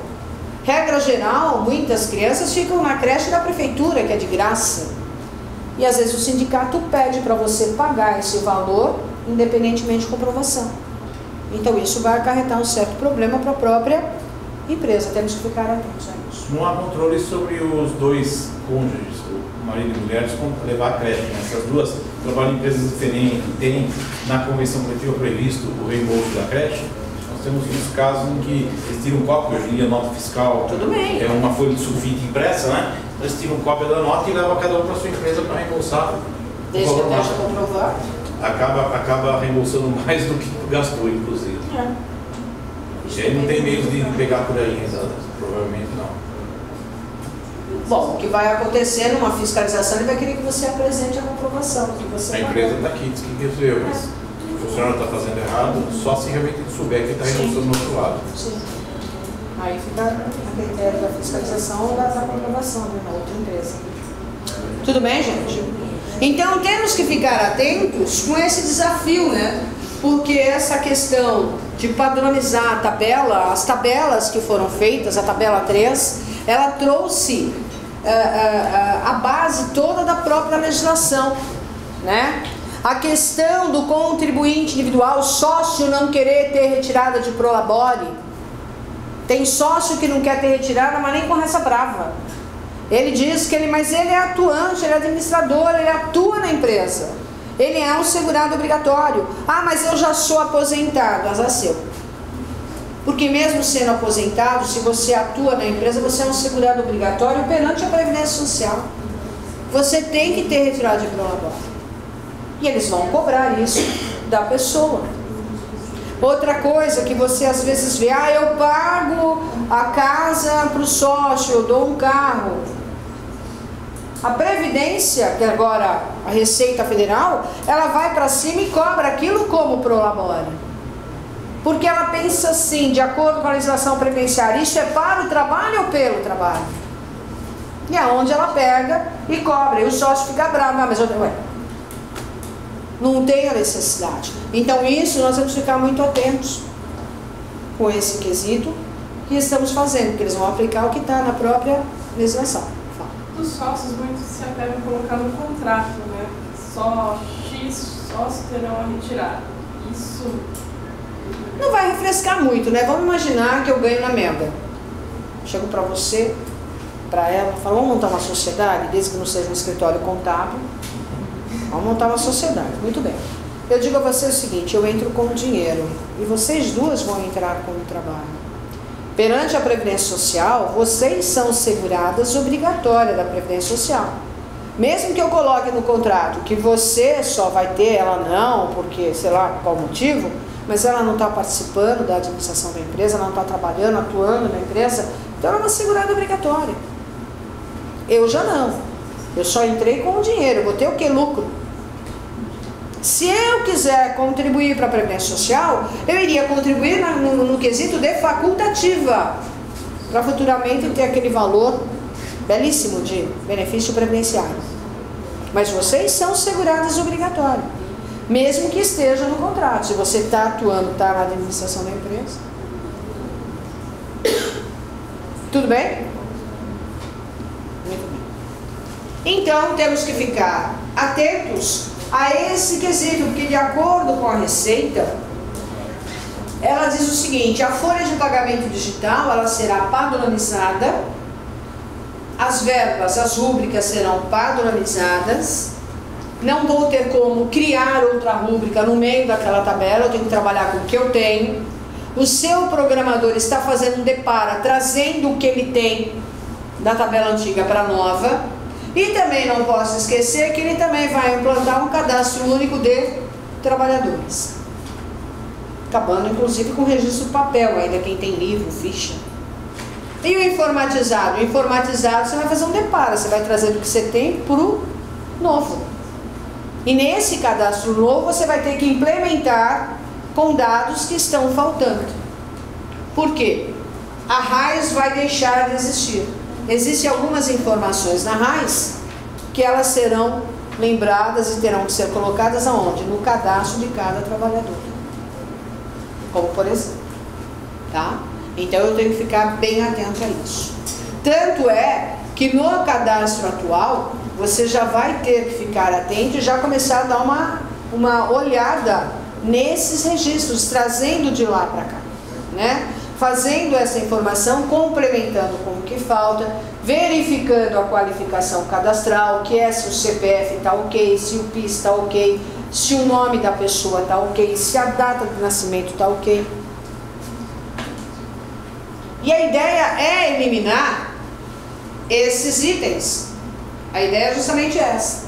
Eliminar arquivos, né? Uma ANAD, eu diria que é já uma legislação que veio morta, né? Ela nasceu, pouca gente aplicou, foi autuada. Nós temos a DIRF, o CAGED, né? A GFIP, folha de pagamento, ficha, livro de registro, muita coisa vai deixar de ser feita. GPS, porque a ideia é ter uma única guia para recolhimento de previdência, imposto de renda, o DARF. Quem vai emitir esse DARF é a própria Receita no fechamento da folha.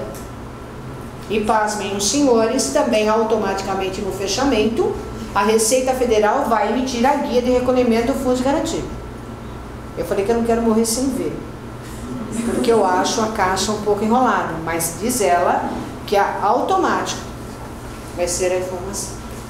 Tudo bem? Então eu disse o seguinte, que a mudança ela vai mudar profundamente o pessoal de RH, o pessoal do DP. Eu estava conversando outro dia, até hoje mesmo eu estava falando antes da gente começar, o contador, ele deixou de ser guarda-livro faz muito tempo. Porque antigamente achavam que o contador era um mero guarda-livro. Eles chamavam de DARFista, né? Que era o que só fazia DARF, só fazia as guias. Deixou de ser isso há muito tempo. O nosso trabalho vai muito mais além do que simplesmente emitir guias. E os funcionários dessa contabilidade também deixaram de ser digitadores. Esse pessoal praticamente passa a ser consultor. Só que para isso ele vai ter que se atualizar, né? Ele não pode ser aquele copia e cola, aquele que só faz se mandar. Ele precisa fazer curso de direito? Claro que não. Mas ele precisa ler, ele precisa se atualizar, ele precisa se informar. Ele precisa ter confiança, conhecer o que ele está fazendo para dar confiança ao seu cliente. Outra coisa que vai ter que acabar. Você chega para o teu cliente e diz, olha, você não pode fazer isso porque a legislação não lhe permite e o caminho é esse. Ele ouve você dizer, vira as costas e vai conversar com o dono do escritório. Chega para o dono do escritório e diz o que ele quer fazer. O dono fala, não, para você, vamos fazer, faz 30 anos que ele é meu cliente. Dessa vez a gente aceita, vamos fazer assim. Isso não vai mais poder acontecer. Porque quando isso acontece, o cliente não vai mais em você, ele vai diretamente no dono. Porque o dono resolve tudo. Com a vinda do E-Social isso não vai ser possível. Então é por isso que eu falei, é o trabalho em equipe. É falar uma única linguagem. Tá? O sistema vai exigir de você um ambiente de qualidade. Eu tenho que investir em tecnologia e tenho que investir em mão de obra. A minha equipe tem que ser treinada, a minha equipe tem que ter condições de trabalhar, a minha equipe tem que ter um respaldo para poder desenvolver o seu trabalho. Então o E-Social, ele é realmente mais um programa de fiscalização. Ele quer possibilitar que o governo em tempo real te fiscalize, te cobre e evite sonegação. Quando eu falo em fiscalização, gente, não estou falando só de fiscalização da PJ. Nós também, pessoas físicas, estaremos sendo fiscalizadas. O E-Social já é meio caminho andado para a nossa declaração de imposto de renda. Ele já é uma prévia da nossa declaração. A ideia é, futuramente, de você não ter mais a necessidade de fazer a sua declaração. Você já recebe a sua notificação. Você me deve tanto. Você quer dividir em quantas parcelas? Ou você tem tal imposto a restituir. Esse é o caminho. Essa é a ideia. Tá? Lembrando que as 3 esferas também terão acesso ao E-Social. Município, Estado e Federal, todos eles terão acesso às nossas informações. Eles estarão atentos a tudo que estamos fazendo, tá? Ele é um projeto que demanda muita atenção, porque ele vai exigir de você uma coleção considerável de informações que hoje você não faz, tanto em volume quanto em qualidade. Quando a gente diz para um cliente, olha, algumas guias deixarão de ser feitas, a primeira coisa que vem na cabeça da empresa, cabeças irão rolar. Vou dispensar meus funcionários, muito pelo contrário. Ele vai precisar de mais gente para trabalhar, porque são muitas informações que, do jeito que a coisa caminha, você não vai conseguir em tempo real cumprir tudo que você tem que fazer. É muita coisa, tá? Além do que, ele tem um caráter interdepartamental de escrituração. O que eu quero dizer com isso? Os eventos vão exigir os esforços de todos, de diversos departamentos. Se eu emito uma nota fiscal, né, ou recebo uma nota, ou tenho a minha receita, estou na desoneração, o fiscal tem que ter tempo hábil para me passar os dados. Se eu sou uma desoneração parcial, hoje, quando eu estou na desoneração parcial, você recebe as informações das receitas totais e que não estão na desoneração depois do dia 10. Não é assim? Muitas vezes, para fechar o cálculo, para ter o percentual, para poder apurar a GPS, não é, gente? Não é isso que acontece? Com a vinda do E-Social, essa informação tem que ser mandada até o dia 7. Então, eu tenho que mandar essas informações antes do dia 7.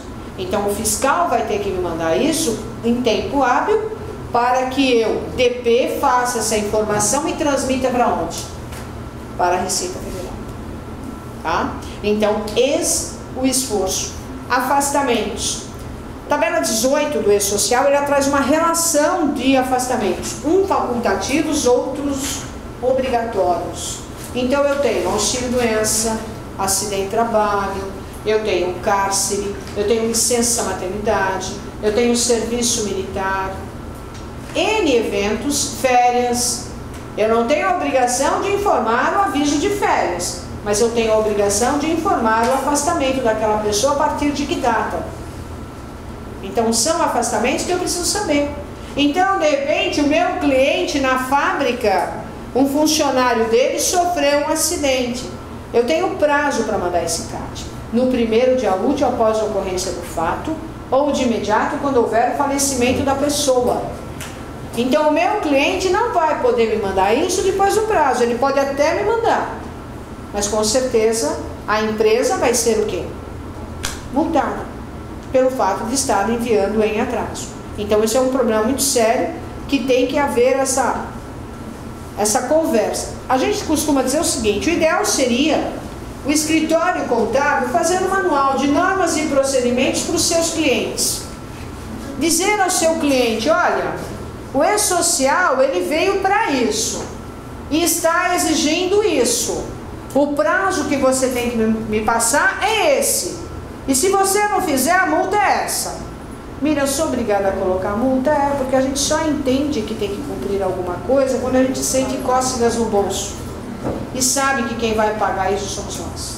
Então a gente procura fazer, quer dizer, é uma forma de você, empresa, jogar essa responsabilidade para o seu cliente, porque até hoje ele acha que porque ele lhe paga, você é o responsável por tudo. Não é bem assim. Eu sou responsável desde que você me dê condições para isso, mas temos que trabalhar em equipe e conjunto.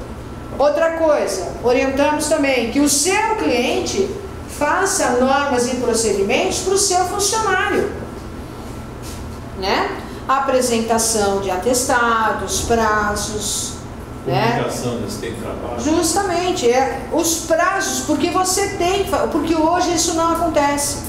Se o funcionário tiver que ficar 5 dias afastados por doença, ele fica, ele só aparece no 16º dia às vezes, ou no 6º dia, ele não está nem aí. Só que eu tenho prazo para dar essa informação, então eu tenho que passar essas normas e procedimentos. Aí a empresa fala assim: não, mas se eu pagar multa por conta do empregado, vou transferir essa multa para ele. Vai não. Se eu não tiver nada pré-determinado em contrato, eu não posso descontar dele. A CLT me garante isso. Para que eu desconte isso do funcionário, eu tenho que ter uma questão pré-estabelecida no contrato. Ou então, comprovar o dolo. A coisa mais difícil é justamente comprovar o dolo em relação a esse funcionário. Então, eu deveria ter o quê? Normas e procedimentos. Quando você vai para grandes empresas, você tem uma cartilha, você lê ela inteira, de cabo a rabo. Aí tá lá, li, entendi, concordei, assinei. Depois que você assinou, tá tudo ok, você entrega a documentação. E aquilo é o teu livro de cabeceira. Você tem que pode ser seguir inserido no regulamento interno da empresa que funciona assim.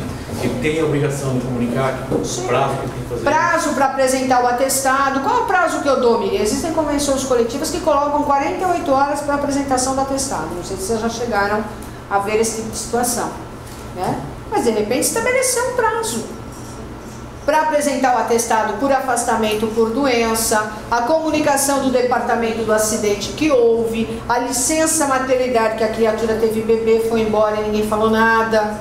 Não é assim? Então temos que ter prazo. Então o ideal é fazer normas e procedimentos para o seu cliente e o seu cliente fazer normas e procedimentos para o seu funcionário. Essa é a regra do jogo. Tudo bem, gente? Tá? Esse é o caminho.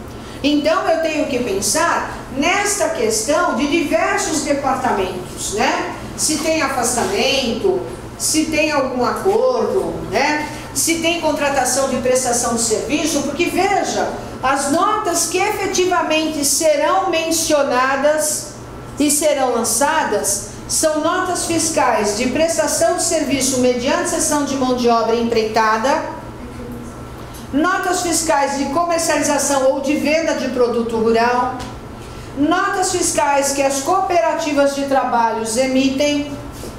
Só que essas notas, quem vai apresentar é o pessoal da área fiscal agora. Antes era uma obrigatoriedade do DP, agora é do fiscal. Eles estão criando aí, né, uma forma disso ser apresentado. É um novo SPEG que eles estão criando, que obrigatoriamente o fiscal vai ter que apresentar. Então, por isso que existe essa situação, o esforço de diversos departamentos e esse trabalho sendo feito de uma forma em conjunto. Tudo bem? Algo a dizer? Muito bem. Por que isso, esse E-Social, vai causar mudança, e mudança importante em algumas situações da folha de pagamento? Primeiramente, férias, afastamentos, rescisão contratual. Eu tenho que informar realmente quando acontece. Não no final do mês, como acontece hoje. Ou então não, né? Eu ligo pro meu contador e digo assim, olha, faz um aviso prévio com data retroativa que amanhã estou acertando as contas do meu funcionário. Não é assim que acontece? Isso não será mais possível. Aviso prévio com data retroativa não será possível, porque quando eu der um aviso prévio trabalhado, eu tenho que informar a data que eu dei o aviso prévio trabalhado. Quando houver o desligamento do funcionário, eu obrigatoriamente vou informar o desligamento. Eles vão confrontar as ideias, as datas informadas. Então, data de aviso prévio com data retroativa, com a vinda do E-Social, isso não existe mais. Isso não poderá acontecer. Tudo bem? Considerações que você, empresa, empregador, precisa saber. Qual é o impacto que o E-Social vai trazer, principalmente em segurança e medicina do trabalho? Eu disse para você que esse tema é um tema de extrema importância para o E-Social. Por quê? O objetivo é de substituir o PPP. Na época, o layout não tinha saído ainda oficial, agora ele já é oficial. E sendo oficial, a gente vai passar algumas considerações. Primeira delas, o ASO, Atestado de Saúde Ocupacional. Na carga inicial, que se tudo correr bem já acontecerá em setembro deste ano, você, empresa, deverá informar o último ASO emitido pelo trabalhador, aquele que ainda está valendo. Vamos imaginar que você fez um exame periódico agora, em abril. Ele vale por 2 anos, por exemplo. obrigatoriamente eu vou ter que informar na carga inicial daquele funcionário que eu vou ter que enviar, que mandar. Agora, faz parte desse envio o quê? O CRM do médico, o nome do médico que atestou. E a partir da entrada do E-Social, as empresas obrigatoriamente deverão informar todos os asos emitidos durante o período. Existe uma tabela de eventos, que é monitoramento da saúde do trabalhador, aonde lá você vai informar os exames periódicos, o de mudança de função, né? Ou aquele de afastamento, retorno de afastamento, quando o afastamento durar por mais de 30 dias. Agora, os asos admissionais e demissionais, eles serão informados nos acontecimentos. Se eu admitir alguém, eu mando o aso de admissão. Se eu demitir alguém, na demissão eu informo o aso de demissão. Os demais serão informados nessa tabela de evento à parte, que obrigatoriamente eu vou ter que passar. Tudo bem? Então, qual é a segunda lição de casa que a gente dá? Que você pegue, né, você, escritório contábil ou empresa, faça uma relação de todos os atestados que estão valendo em relação aos funcionários dos seus clientes, né? Faça uma relação, porque aquele que está valendo, aquele que ainda vai ter tempo ainda para mudar, que ainda tem validade, obrigatoriamente eu vou ter que informar e enviar na carga inicial. Tudo bem, gente? Perguntas? A partir da vinda também do E-Social, terá que ter o quê? A monitoração biológica daqueles trabalhadores que atuam com substâncias que são prejudiciais à sua saúde, substâncias químicas, né? Que também deverá ser enviada ao E-Social. Existe uma tabela de evento, monitoração biológica, obrigatoriamente eu tenho que fazer isso. Isso eu faço junto com o quê? Com a informação do médico que vai fazer esse monitoramento. Então o médico do trabalho, ele vai ter, e o engenheiro, ele terá uma contribuição muito grande nessas informações. Por isso que eu não posso dar informações inexatas. Essas informações, elas só podem acontecer com o médico que me traz essa informação, né? A atividade desempenhada é outra coisa que terá que ser informado no E-Social. Cada trabalhador, ele terá o quê? A atividade que desempenha na empresa. Veja, isso aqui não é nem CBO, nem função. O que realmente ele faz. Qual é a finalidade disso? Para que eu venha cumprir o que é exigido no PPP. Então vamos te dar um exemplo. Imaginando que a minha empresa tenha 4 faxineiros. Todos são faxineiros, né? Todos. Só que 2 desses faxineiros, eles fazem o quê? Eles tiram o pó, limpam as mesas, recolhem os lixos e malemar limpam os vidros da empresa. E o máximo que ele pode usar é um extensor para fazer limpeza dentro da própria empresa.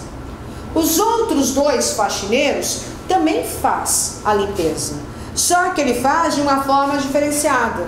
Eles usam máquinas para lavar, máquinas para encerar e limpam vidros também, só que de fora do prédio. Estando ele pendurado neste prédio, ele está com um risco maior de acidentes. Então ele tem que ter um curso, né, para poder mexer com este maquinário. Ele tem que fazer exames diferenciados daquele outro faxineiro que trabalha dentro da própria empresa. Tem que fazer algum exame para saber se essa pessoa está de saúde, se ela não tem problema de pressão, se ela não tem problema de epilepsia, enfim. Exames que são diferentes do que aquele outro grupo. Então, dizer atividade que desempenha, ela vai muito mais além do que efetivamente você fala.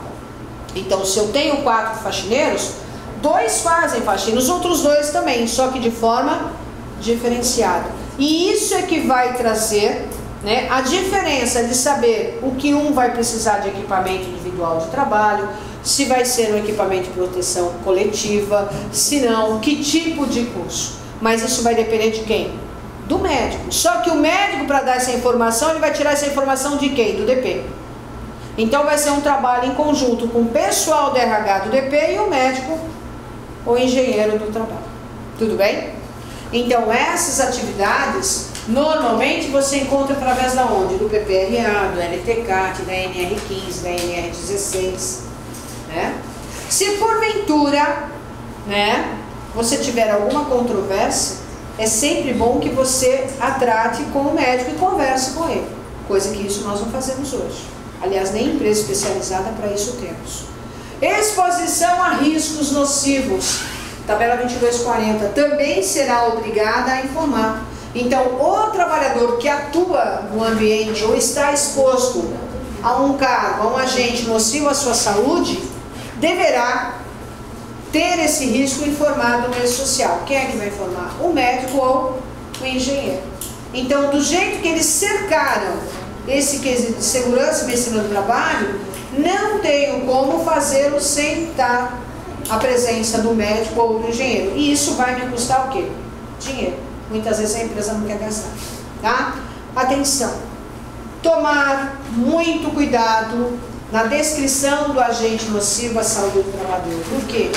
Porque a empresa, ela tem que demonstrar que efetua a gestão para reduzir danos ao trabalhador, né? Porque quando você descreve, você também descreve o que a empresa faz para reduzir os danos causados pelo trabalho desse trabalhador, né? Esclarecer quais são as medidas de proteção, que tipo de equipamento você está dando. Então tudo isso será descrito. Se houver mudança na condição de trabalho desse funcionário, ele deixa de estar numa atividade perigosa, ou o equipamento que foi dado a ele faz com que elimine essa atividade perigosa, eu também vou ter que informar. Se porventura houver controvérsia entre o documento de cunho trabalhista, qual é o documento de cunho trabalhista? PCMSO, PPRA, laudo de insalubridade, vai por aí afora, num comparativo com aquele de cunho previdenciário, que é o LTCAT, o CAT, o PPP, com certeza será deflagrado aí o que? Uma inspeção no local ou simplesmente a aplicação da multa, que é isso que eles vão fazer.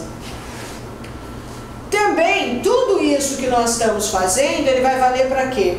Para aumentar ou reduzir o nosso RAT. Lembra que eu disse que quem fazia essa pesquisa era a Previdência Social? Nós é que vamos ter que passar isso para os órgãos públicos. Nós é que vamos ter que dar essa informação, e com a informação que vamos dar, eu posso aumentar o meu RAT, ou diminuir, ou mantê-lo zero, nulo, sem alterações. Tá? Equipamento de proteção individual e coletivo, para ter a redução de risco, também requer essa informação. Então você vai ter que dar informação com relação a esse equipamento. Que tipo de equipamento você está dando, qual é a certificação desse equipamento, qual é o prazo de duração. Eles vão fazer algumas questões onde você terá que respondê-las, né? Dizendo se você implementou essa medida de proteção coletiva, que tipo de implementação você fez, se você observou as condições de funcionamento, se você observou o prazo de validade do equipamento, o prazo de troca desse equipamento, se você observou a higienização desse equipamento. Hoje isso ninguém faz. Mal dá o equipamento para a pessoa e ela que se vire em utilizar. Então tudo isso será cobrado das empresas. Será imprescindível o que, gente? A união, a integração entre o médico, o engenheiro, o técnico e quem? O departamento pessoal, o departamento de RH. Então, todas essas informações que o engenheiro, o técnico, o médico dará, é com base nas informações que você do DP, você do RH vai passar, para que eles possam fazer o laudo, para que eles possam trazer essa informação. Se você passar informações desconexas, né, vai aumentar o quê? O percentual de tributo que irá ser cobrado da empresa, vai gerar uma auditoria nessa empresa, uma cobrança por parte do Ministério do Trabalho e, consequentemente, multa por você descumprir as normas regulamentadoras, as obrigações trabalhista e previdenciária, principalmente na parte de segurança e medicina do trabalho. Tá? Você tem que ter em mente o quê? Primeiro, que a exigência do governo é a promoção pela empresa na gestão da saúde e segurança do trabalhador. Fazer com que o trabalhador não fique tão afastado como acontece hoje. Claro que hoje você diz assim, poxa, então quer dizer que eles estão preocupados com a saúde do trabalhador? Não, eles estão preocupados com o bolso da própria previdência. Porque existe muita gente afastada por um longo tempo. E o que eles querem é evitar esse longo tempo de afastamento. Porque na maioria das vezes, eles ficam afastados por falta de investimento da própria empresa na parte de segurança e medicina do trabalho. E isso causa esse afastamento longo. Né? Então não basta simplesmente pagar adicional de salubridade ou acrescer o percentual no RAT. Não basta isso. Eu tenho que ter um acompanhamento. Eu tenho que fazer com que realmente o que eu estou informando é correto. A Procuradoria do INSS fala. Já existem, inclusive, às vezes a empresa acha que só vai ter uma questão de um dissídio individual entre o empregado e o empregador para cobrar, por exemplo, alguma questão decorrente de um acidente do trabalho, o empregado entra, está editando material, dando moral em decorrência de uma lesão. Hoje já existem ações do próprio INSS contra o empregador para fazer o ressarcir dos benefícios. Justamente aqui. Já existe. A própria Procuradoria do INSS, seguindo o nosso colega, que ele falou e faz todo sentido, ela está autorizada a interpor uma ação regressiva contra as empresas, né? Fazendo que acabaram afastando os seus trabalhadores por longo tempo, e esse afastamento, né, se deu por falha da empresa. Porque, claro, se você, empresa, comprova que você aplica as normas regulamentadoras, que você fornece equipamento, porque fatalidade acontece, mesmo dando equipamento, né? Então você tem, de repente, como provar, não, eu segui as normas, então talvez eu não seja, porque pode acontecer. O grande problema está onde? A empresa não seguir as normas, então a própria Previdência já está cobrando das empresas o que? Olha, eu paguei para o seu funcionário, então o valor que eu, Previdência, gastei, sinto muito, você, empresa, vai ter que me ressarcir, que é o que o nosso colega acabou de dizer. Então já existe essa cobrança, né? Então a empresa vai ter que ficar mais atenta a isso, porque ela acha que aquilo que eu falei é uma questão secundária, é um gasto desnecessário, e não é, né? E não é. Comunicação da Sem Trabalho.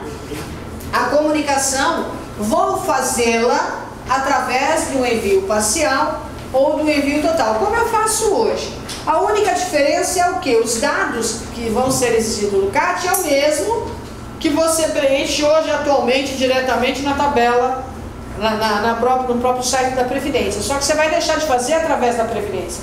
Você vai fazer através do E-Social. Tá? Qual é o cenário proposto? O cenário proposto é você, empresa, empregador, transmitir os eventos ao E-Social, disponível na internet, e essas informações vão alimentar bases de diversos órgãos, aonde será analisado